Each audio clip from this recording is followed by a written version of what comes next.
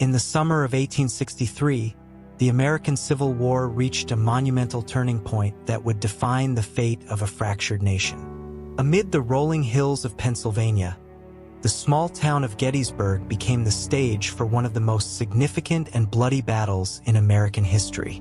This was not merely a clash of armies, but a struggle for the soul of a country torn between freedom and oppression, unity and disunion. The echoes of that battle still resonate, speaking of sacrifice, strategy, and the indomitable human spirit. The war was at its midpoint. For 2 grueling years, the Union and Confederate forces had been locked in a brutal conflict that stretched from the Mississippi River to the eastern seaboard.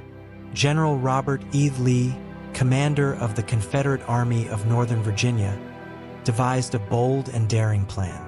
He intended to carry the fight to the north, believing that a victory on Union soil could demoralize the northern states and perhaps force a negotiated peace. His campaign led him to the fertile farmlands of Pennsylvania, where he believed a decisive victory could change the course of the war and cement the Confederacy's legitimacy as a separate nation. The encounter began almost by chance. On July 1, 1863, Confederate forces clashed with Union cavalry on the outskirts of Gettysburg. What started as a skirmish quickly escalated into a full-scale battle as reinforcements from both sides poured in. The town, with its quiet streets and red brick homes, was transformed overnight into a landscape of chaos.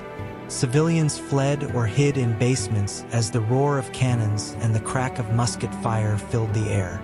By nightfall, Confederate forces had pushed Union troops back through the town to a defensive position on the high ground south of Gettysburg. The stage was set for a battle that would determine the fate of the nation. On July 2nd, the battle intensified dramatically.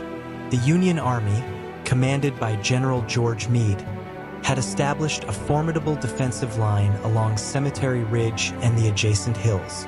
Lee, undeterred by the Union's strong position, launched a series of fierce assaults on the flanks of the Union line.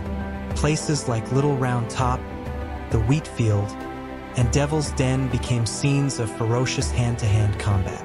The ground ran red with blood as the soldiers fought with a desperation fueled by the stakes of the conflict. The Union defenders, though battered and bloodied, held their positions against relentless Confederate attacks. The final and most infamous day of the battle came on July 3rd. Lee, convinced that the Union center was vulnerable, ordered a massive frontal assault that would come to be known as Pickett's Charge. Nearly 12,000 Confederate soldiers advanced across an open field, marching in tight formation under a withering barrage of Union artillery and rifle fire. The assault was a catastrophic failure. Union cannons unleashed devastating firepower, and the Confederate ranks were decimated before they could reach the Union lines. By the end of the day, the Confederate forces were in retreat, their ranks shattered, their hopes of a decisive Northern victory dashed. The Battle of Gettysburg was a Union victory, but it came at a staggering cost. Over 3 days, more than 50,000 men were killed, wounded, or missing. The fields around Gettysburg were strewn with the dead and dying, the air heavy with the stench of war. The town itself became a vast hospital, with churches, homes, and barns turned into makeshift wards. The scale of the carnage was almost unimaginable, leaving an indelible mark on those who survived and on the collective memory of the nation. Families mourned, and the land bore the scars of the immense struggle. In the months that followed, Gettysburg took on a significance that extended far beyond the battlefield. In November 1863, President Abraham Lincoln visited the site to dedicate a national cemetery for the Union dead. His brief but profound remarks, now known as the Gettysburg Address, encapsulated the meaning of the war and the sacrifices made by so many. "We here highly resolve that these dead shall not have died in vain," Lincoln declared, "that this nation under God shall have a new birth of freedom, and that government of the people, by the people, for the people shall not perish from the earth, The Battle of Gettysburg did not end the Civil War, but it marked the beginning of the end for the Confederacy. Lee's army, though not destroyed, was forced to retreat back to Virginia, never again to mount a serious offensive in the North. For the Union, the victory at Gettysburg was a turning point, bolstering morale and strengthening the resolve to see the war through to its conclusion. The sacrifices made during those 3 days became a rallying cry for the Union cause, a symbol of the enduring fight for freedom and unity. Today, Gettysburg stands as a solemn reminder of the cost of division and the enduring struggle for unity and justice. The rolling hills and stone monuments of the battlefield tell a story of sacrifice, a story of a nation's determination to uphold its founding principles.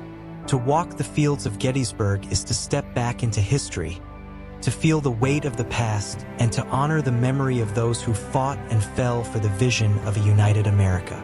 The town, now quiet and reflective, preserves the echoes of a pivotal moment when the fate of a nation hung in the balance.